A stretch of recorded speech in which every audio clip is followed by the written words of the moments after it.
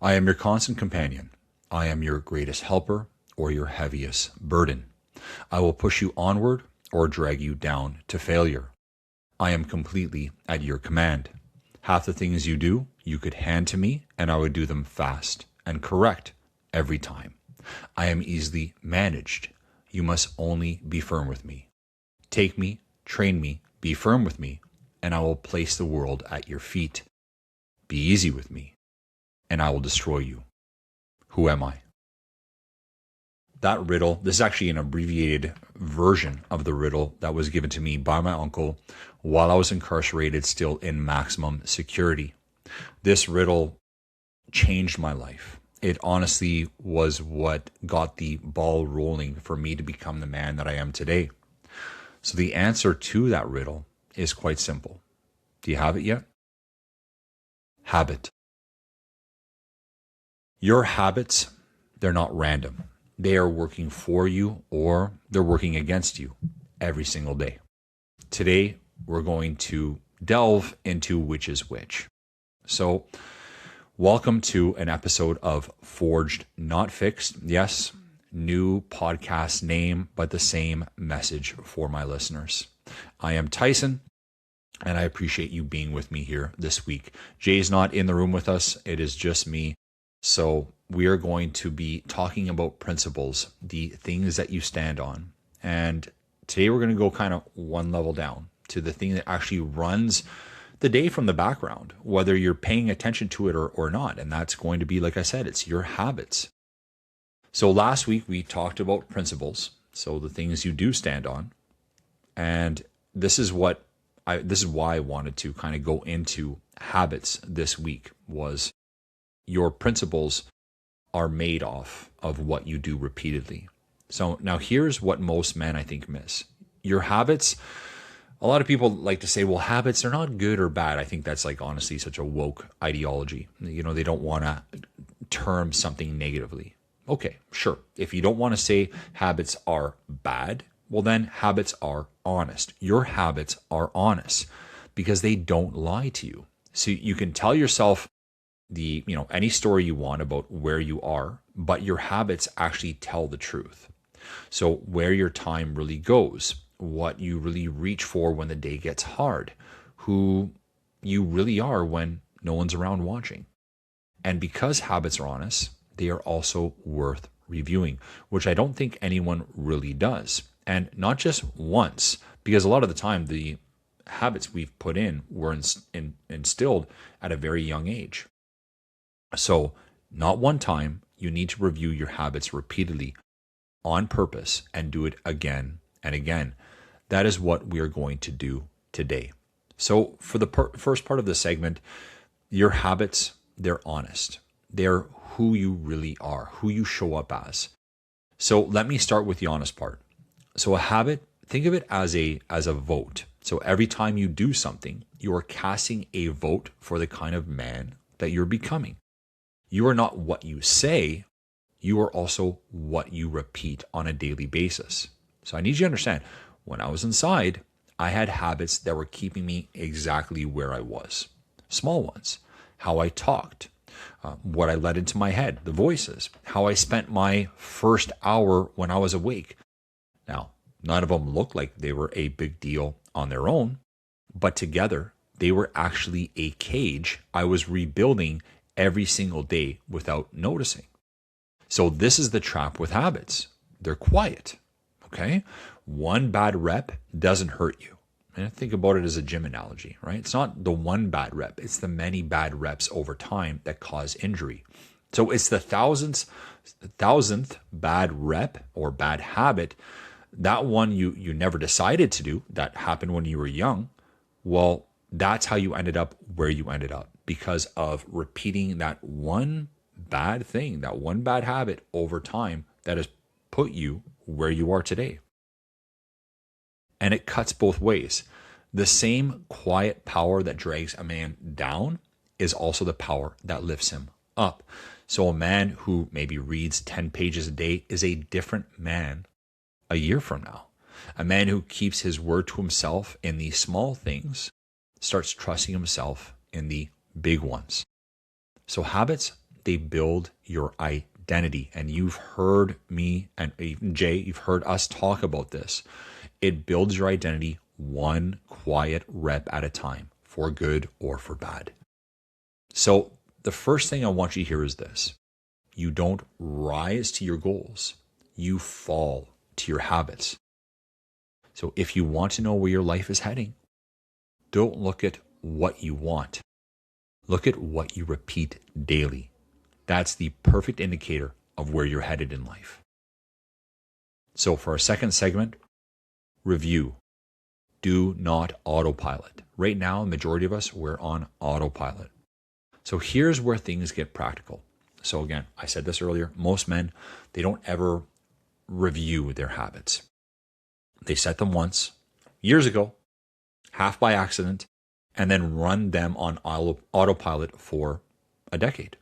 The morning scroll, the drink to take the edge off at the end of the day, the way they talk to people they love when they're tired.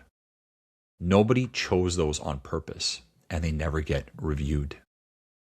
A habit you never review is a decision someone else made for you a long time ago.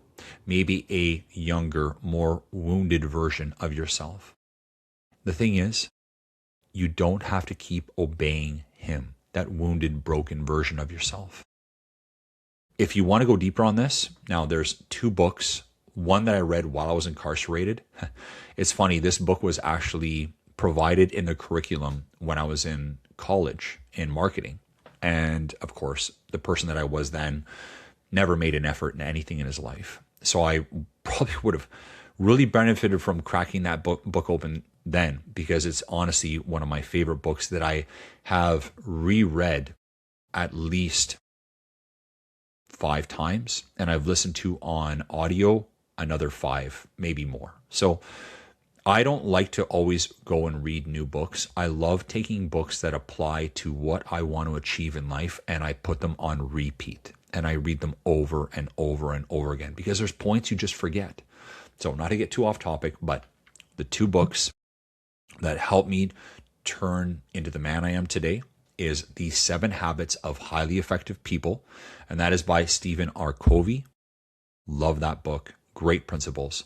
And the one I read when I came out was Atomic Habits by James Clear. I'm sure a lot of people are familiar with both of them. If you've read them, great. Go and reread them multiple times. If you haven't read them, go and get it, read it, or listen to it on audio. Another thing I have is Headway. It's an app that has abbreviated versions of the main points. So again, maybe you've got a busy schedule. An abbreviated version of this is still better than no version of this. So if that helps as well, you can get through basically all the main points of either book within about 15 minutes. And trust me, we all have 15 minutes in a day. They're going to give you the how. So my job today is actually to get you just to at least look at what's not working. So I want to give you my own example here. I talked obviously a little bit about how habits have, basically put me into prison. They not just a literal prison, but a self-imposed prison.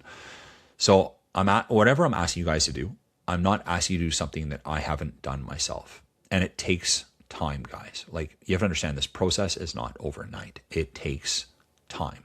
You've been living the wrong way for the majority of your life. So let's say you're 30 years of age. You've probably been living the wrong way for at least a good decade, or whenever you started crossing lines and boundaries you swore you never would. So don't think you're going to unlearn those things or resolve those things in 3 months or 6 months.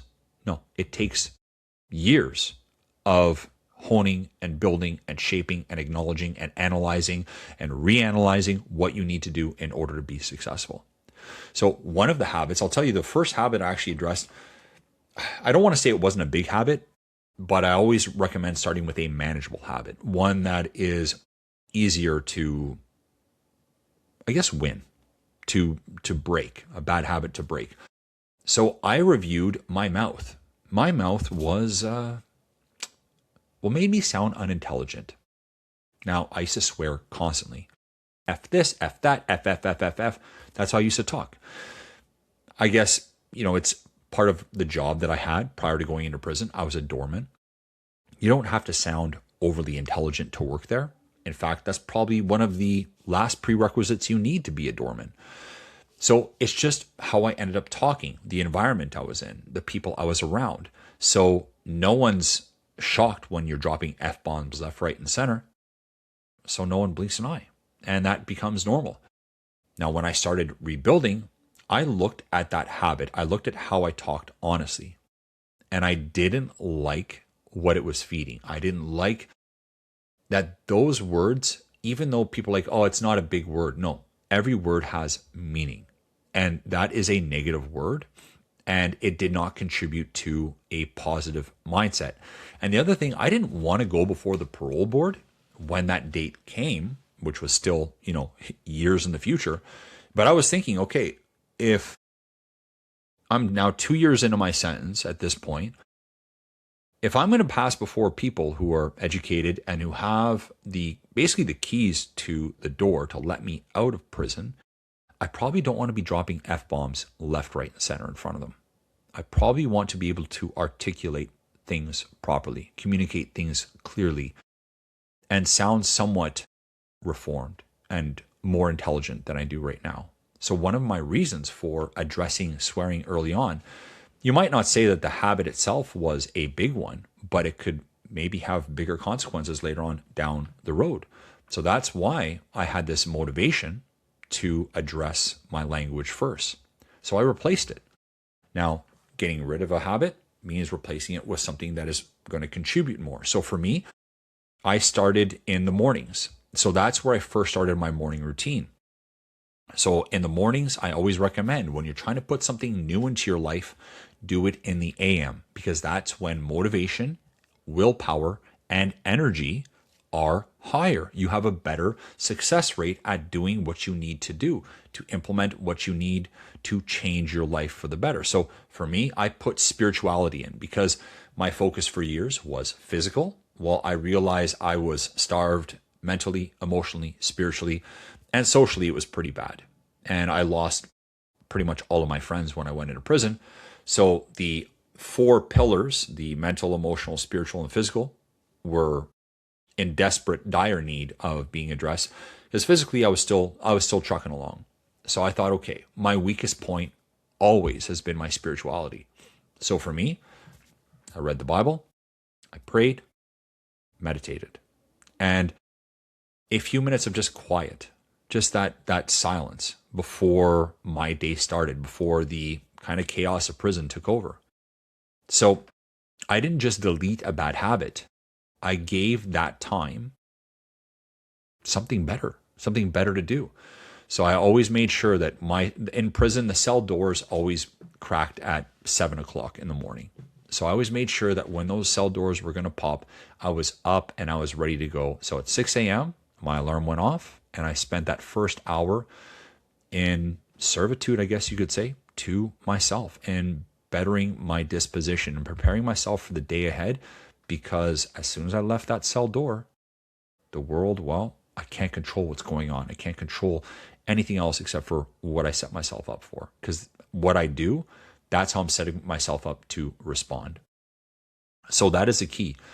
You don't just review a bad habit to feel guilty about it. I'm not trying to get you guys to feel guilty about it.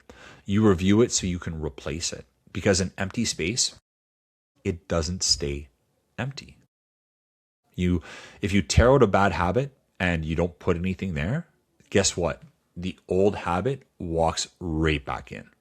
So you've really done nothing by saying, oh, I need to address this habit. I'm just going to get rid of it. Okay, but what are you replacing it with? You're taking something negative up. So you better fill, again, think of that cup analogy. You better fill your cup, your inner self, with something good, or something, that same thing is going to come back in, or maybe even something worse. So be careful with that. So segment 3, audit, replace, protect. Okay, so this is the practice we need to put in right now. So how do you actually review a habit, you might be asking? So I'm going to give you the simple version, the Coles notes. You audit it, then you replace it, then you protect it. So audit. So for one honest day, just watch yourself, guys. What do you reach for first thing in the morning? What do you do the second things get stressful, get hard? How do you talk to yourself? You don't fix anything right yet. I need you to become aware of what's going on in your head and around you.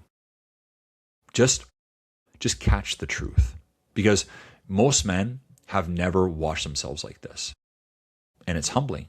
I mean, it literally was my cell that forced me to sit down. And I think that's the biggest danger for so many people. I had a physical cell. Like, I could reach out and touch my cell. It was there, 6x8. Okay. There was no denying that I was in prison. But you guys, your cage is your freedom. It's your freedom to do, choose, say whatever you want with very little consequences.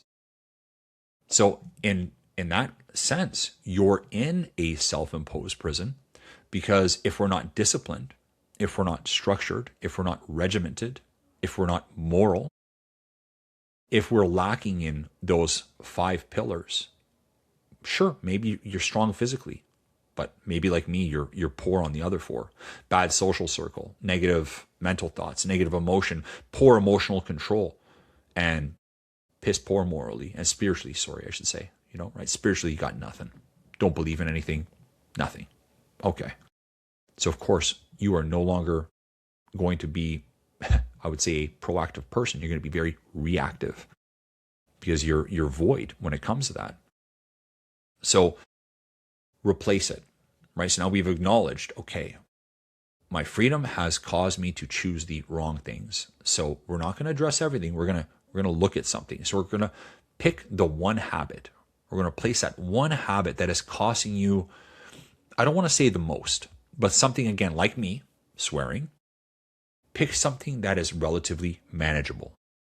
Acknowledge maybe the one that's costing you the most right now. Maybe it's drinking. Maybe it's gambling, pornography, whatever it is. Okay, I'm not here trying to guilt you or point fingers.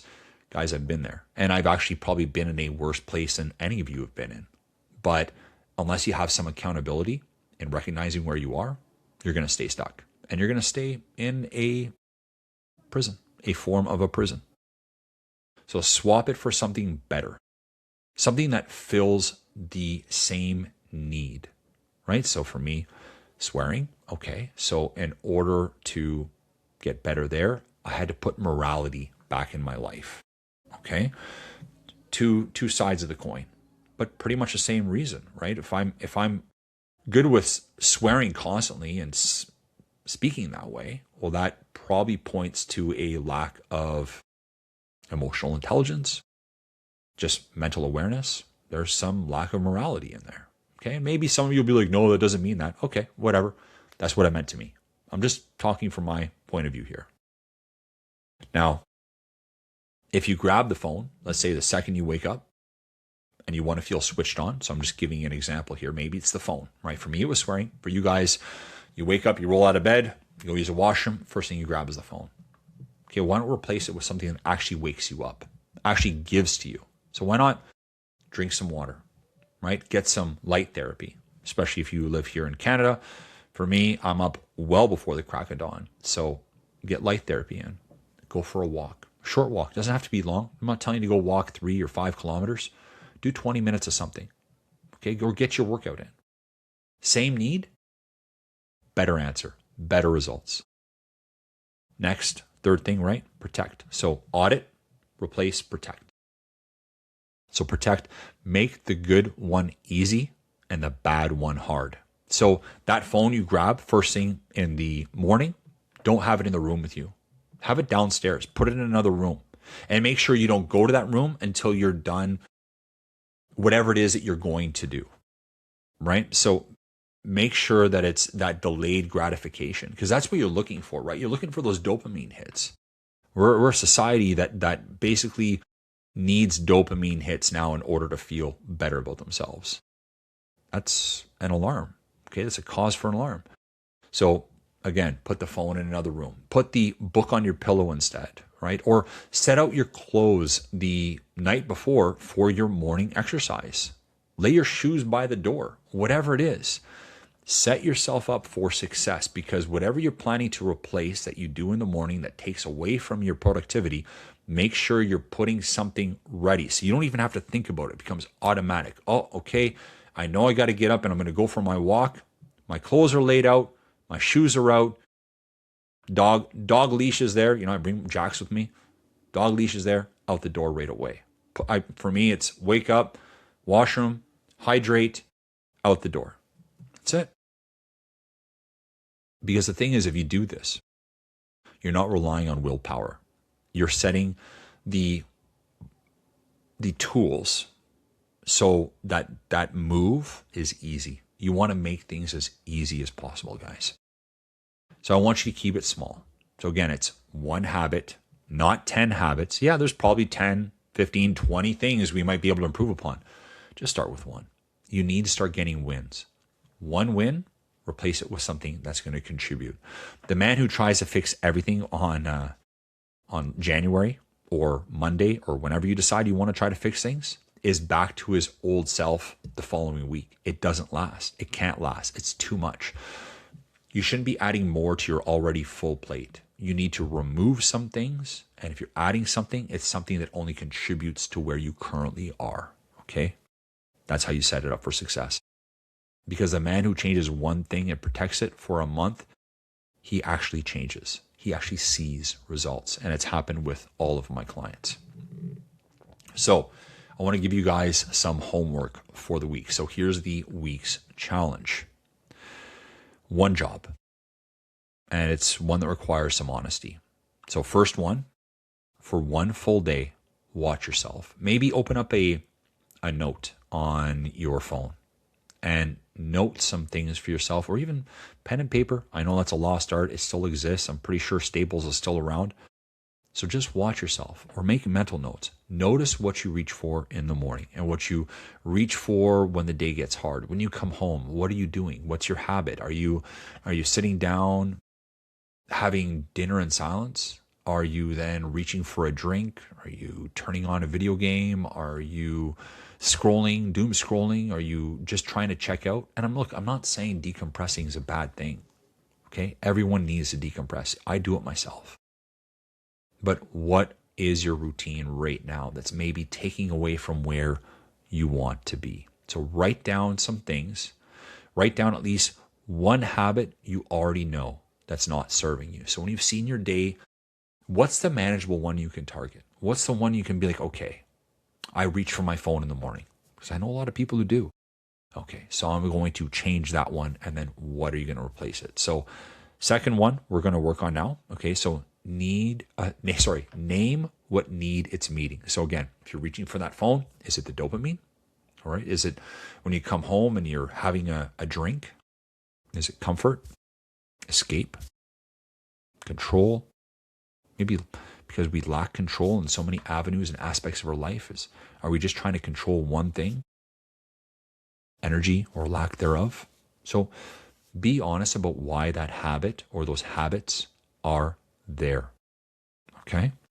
And 3, pick one better habit that meets the same need. And then run it every day for 7 days. Now, obviously, a habit takes more than 7 days to fully kind of get established, right? But it is true. If you do something for 7 days, you'll most likely continue to carry on with it so long as the habit is manageable. Don't try to incorporate a habit that is impossible for you to do. Okay, you've got to be reasonable about this. So again, make it small enough that it's not going to fail. That's it. You don't need to become a new man this week. I'm not asking you to do that. Just review one habit and replace it. Remember, your habits, they're honest. Give them one honest thing to tell the truth about. So to finish off, your habits are going to tell you the truth about you, whether you like it or not. The only question is whether you're brave enough to actually listen and humble enough to review them. So pick one, guys. Audit it. Replace it. Protect it. Then come back to it and do it again next month. Because It's not a one-time fix. It is a practice for the rest of your life. So please share this episode with a man who keeps saying he wants to change, but keeps running the same week on repeat. He doesn't need more motivation. He needs to review one habit. This is Forge, Not Fixed. I'm Tyson, and we'll see you guys next week.